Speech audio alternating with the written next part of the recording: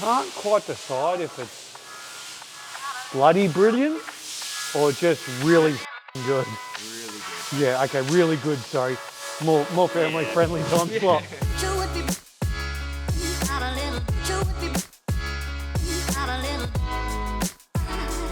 Wizard, what's happening? Little as I can get away with. Oh mate, this is sick. It's pretty mad, isn't it? Is that the wheel? Is that the wheel? You reckon it'd be wide enough? Is that the one we're going with? That's good. Nah. That's what we're going with. That is sick. We thought so, but it wasn't big enough.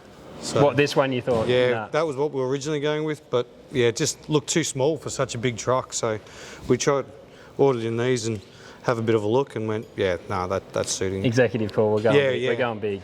Yeah, the boss and I made a decision for you. Big is better. Yeah, big is always better. So what are we doing with the angle of this? Is that how that's going to stay there, or is that? No, the front's going to be vertical.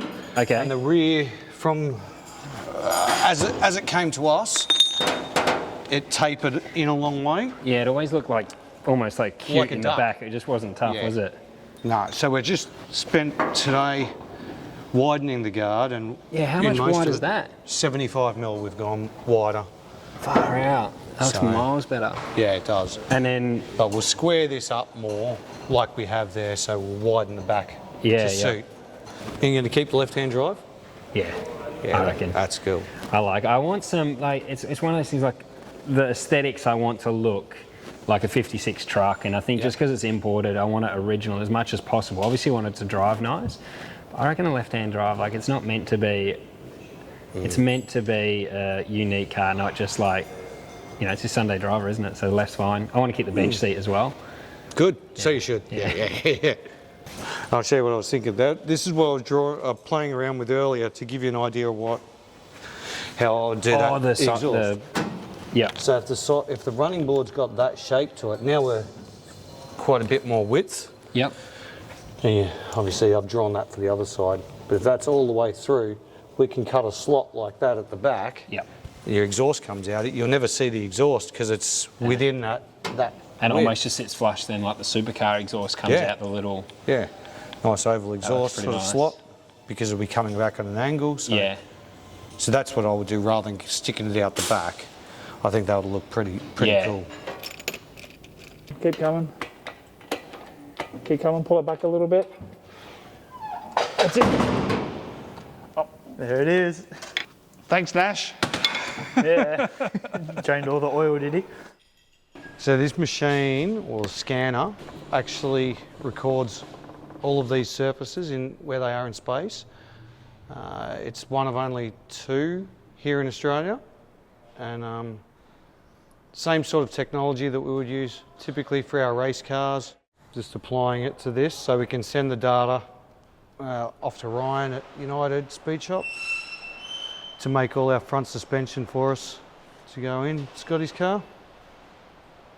So the portion we've just captured there, as you can see, only took a couple of minutes, a couple of seconds basically, and all of that front's already recorded, so works pretty quick.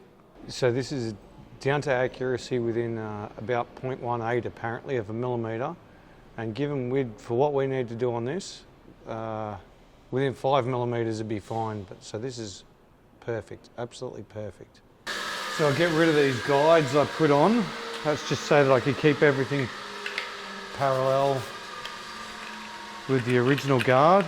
It's pretty sketchy, but it works. Once it's all finished being welded up, you can see all the wave that's come into it in various areas at the moment, but it looks worse before it looks better, and that'll all straighten out once we start shrinking and hammering and dollying. You can see on the inside here, where I'm still yet to finish, the original flange is still there, so it shows how much wider we've actually made the guard. We'll take that off, and this profile is what we laser scanned for earlier, so that flange we can now make to go up here, and obviously because they'll be laser cut, the two sides will be the same. But if it's not the same, the part won't fit, so it has to be the same.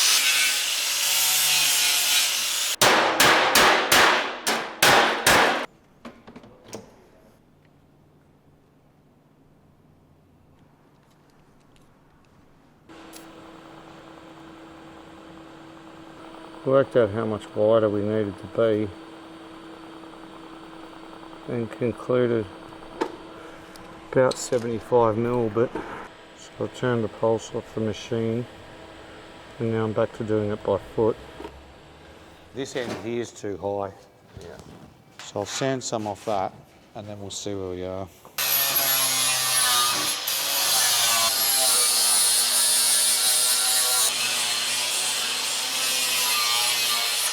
When I was saying we laser scanned, this is what we laser scanned the guard, Yeah. and then we were able to get the outer profile line from that one. I'll hide it. Which then we're able to draw this flange, Yeah. and then make the second one the same. If you push there, I'm going to attack there. I think we're getting the floor, but yeah, we're getting the Okay, floor. just...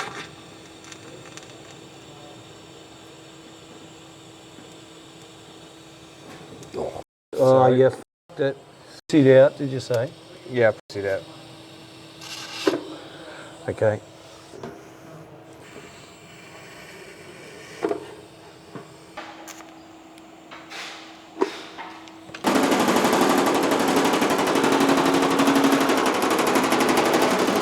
More towards the flange, yep. So if you feel that now, there's not so many highs and lows and humps and bumps through that area. Through here is all looking like it needs more, Yeah. but I'd sit this against it first and soon see if we're not deforming the overall shape. If anything, just there needs to go down. See the high there? It's like a... Yeah. Because that's at the right height and then it comes uphill to that line. That's pretty much only where that line is, where I've put the black mark.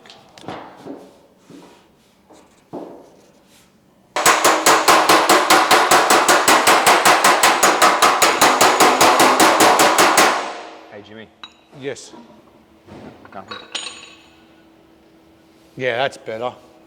Once you've done that tiny bit there, then we'll move on to this bit. And then this bit. Yeah, that'll flatten out when we run all the way along with the weld here. This will suck down. We're just working on that flange here which is the mating surface. So that's now the edge of the guard. Because we've done it on a flat surface, albeit the floor, that's in a straight line. And just lay it flat onto the car. We're yet to get this finished up, but we have to cut to take the tyre in deeper as well, because apparently someone wanted the world's biggest tyres. And what that does is it bolts straight onto the pickup bed, if you will, the tub. See, there's studs hanging out. We'll replace those with nice new bolts, but so then it will slide straight on through these holes. So that's why we laser cut it and scanned it first, so you can see the left and the right. We've only just put a couple of bolts in there roughly to hold them together, but now the two of them will be the same.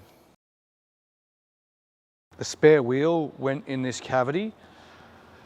So I've cut some notches out so I could fold little ears up around it to give me something to seat this against, and made a panel that actually fits down in there, which I'll show you in a sec how that all goes on. But done that whilst this was still in place to keep the overall shape and integrity as per, I suppose, factory. And now we're just going to cut the last of this out now, get it out, sit this in the hole.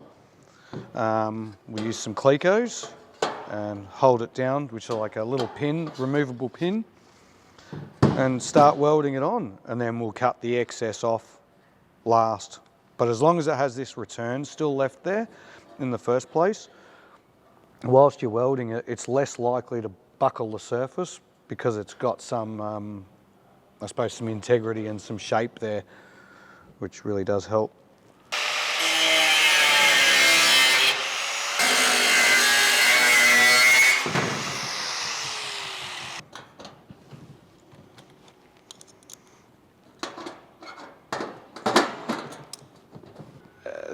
I suppose you could call it a short stitch weld. We'll put a couple of millimeters worth of weld in each place and we'll work our way around it.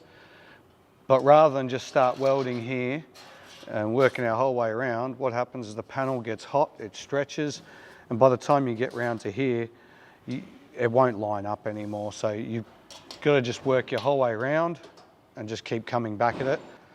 Then obviously we'll take these clamps off, and some of it will need then to be dressed up a little bit with the hammer and dolly to get the alignment correct. But being a hand rolled panel, it's very time consuming if you're going to end up with it sitting straight in and be perfect.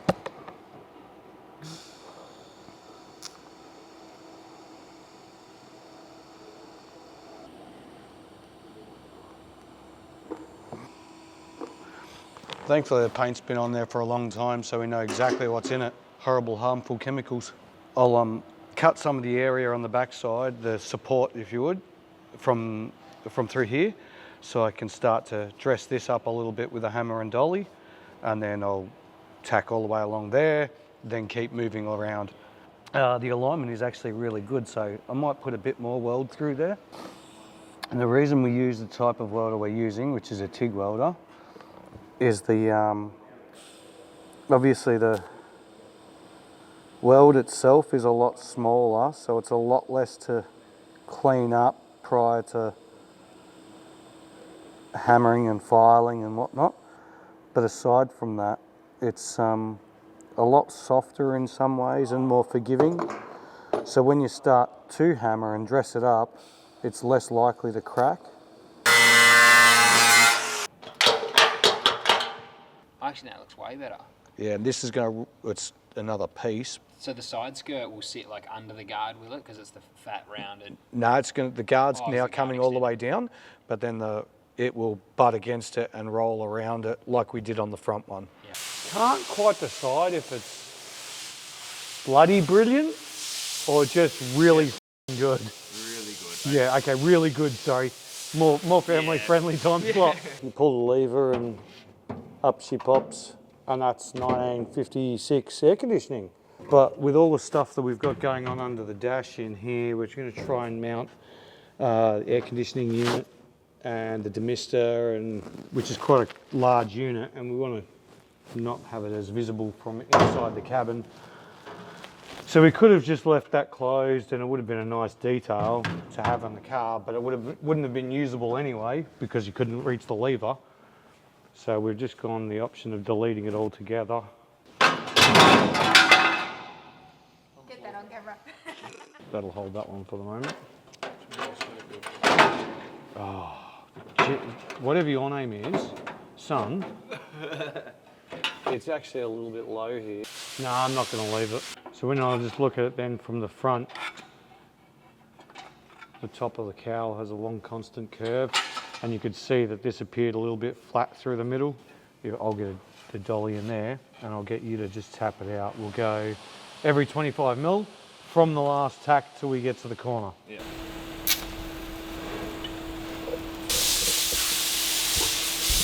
It won't take much of a tap, as you can see, it's almost on the corner.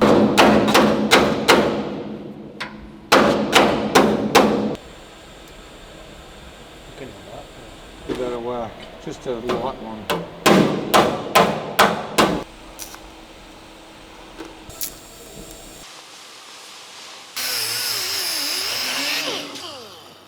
The line this way is good to the bonnet. Yep. Just that one bit there's pissing me off.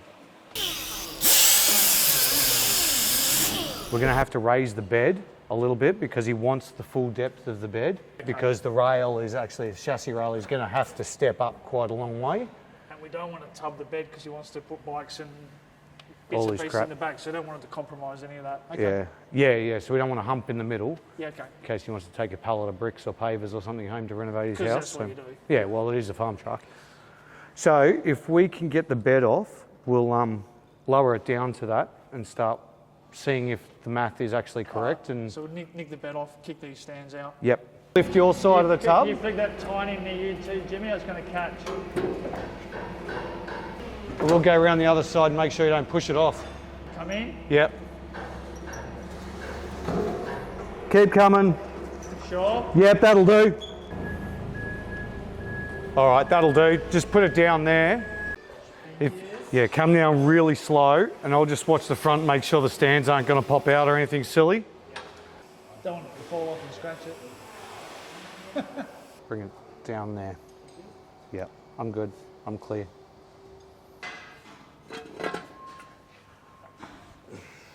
Are we going straight across the cross member? Just behind the cross member, because there's rivets that hold the cross member in, so come forward a little bit. But we'll come down nice and slow and... Yeah, okay.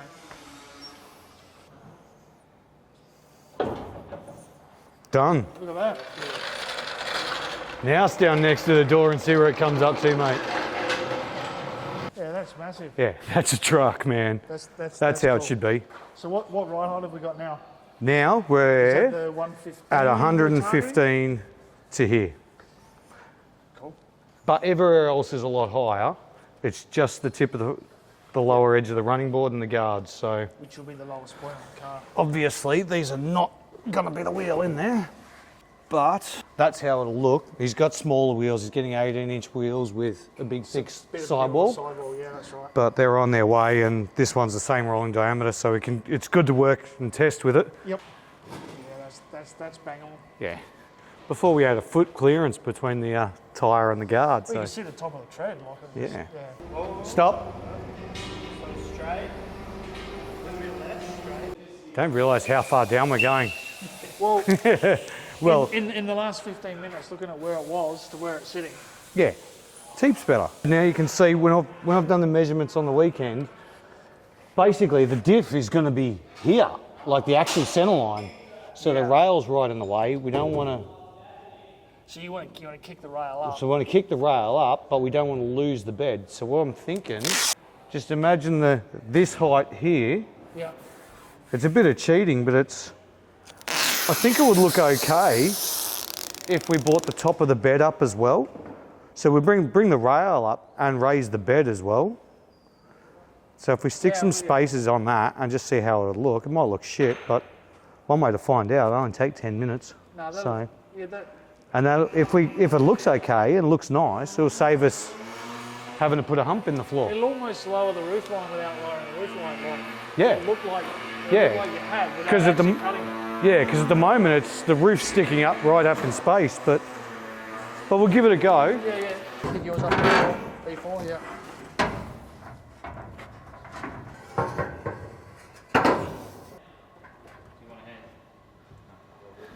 We were targeting to go up 169 millimetres, and shit sketchy measuring with a tape measure gets that at 170. So we're there. There you go. So you need to space A whole it up. day worth of working out math, and it was right. Who'd have thought?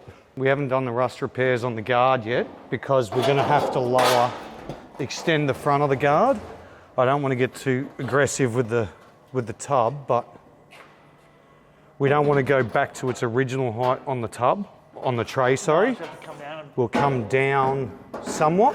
When we've got his actual tyres, we'll be able to get a good gauge on that, where we need to be. But yeah, realistically, we're talking, you're going to have to extend the front of the wheel arch, maybe 110 mil down, 120, something like that. We're probably going to have to, as we know, bring it in. So what we were talking about not doing it, No, we're going to but bring now we're going to have to. but now we're going to have to. Okay, because the tyre that Scott wants is just... Some would say too big. I wouldn't be that some. And I'm thinking maybe 30 mil. Yeah, okay. But they'll still easily get their bikes in. But he wasn't happy for it to come in 150 mil. Are you right to get a forklift under here if we clear some I can do that. space? Yeah, no problem. You I'll want to whip find it off B4 and we get him to help us clear some space. I'm finally unwrapping all the parts from United Speed Shop for Scotty's pickup truck. I'm expecting our new front end, our new rear end, new chassis rails. This is better than Christmas. Well, there's your rear rails as we drew them up. I had them all in the CAD. It's your 4-link, Watts rocker, upper and lower trailing arms. There's 4 panels here, inside and outside of the chassis rails. This step up, as you can see here, imagine it turned 90 degrees, that steps up to get over the diff, and the reason we're doing that is because we want the car to be ridiculously low. So I suppose you could ask, why aren't we just making this ourselves, given that we make all this stuff every single day for the race car? Well, it's this level of detail and finish that is really why. We could spend months trying to work everything out, and we've just gone the easy path. Everything's turned up, every bolt's there we need. There's nothing forgotten, and it works, and we're not going to do a better job, so we use the people that actually do the right job and keep our ego to ourselves and be happy about it. And for those of you who used to watch supercar racing, when we used to talk about Watts rockers and Watts linkages braking all the time, that's actually what the Watts is. And what it does, this is welded to the back of the diff housing. One rod, which is there in the box, goes to one side chassis rail, and the bottom one goes to the opposing side chassis rail. And as the car rolls, that bearing rocks, but it keeps the diff exactly in the middle of the car. And doing this will allow us to run a very wide tyre, get very close to the guard, and the diff won't actually wander side to side. There's another option you could run, which is called a panhard rod, which was one rod from the chassis rail to the diff, but as it moves up and down, there's so much length on it, what it actually does is it pulls the diff slightly left and right. So both of them work perfectly well and would work perfectly well, but like I said, we want to push this really quite far, and wherever the tyres and wheels are, we've all seen them before, they're huge, so we want to make sure we don't tear the paint off, and this is the best option for us to make sure that happens.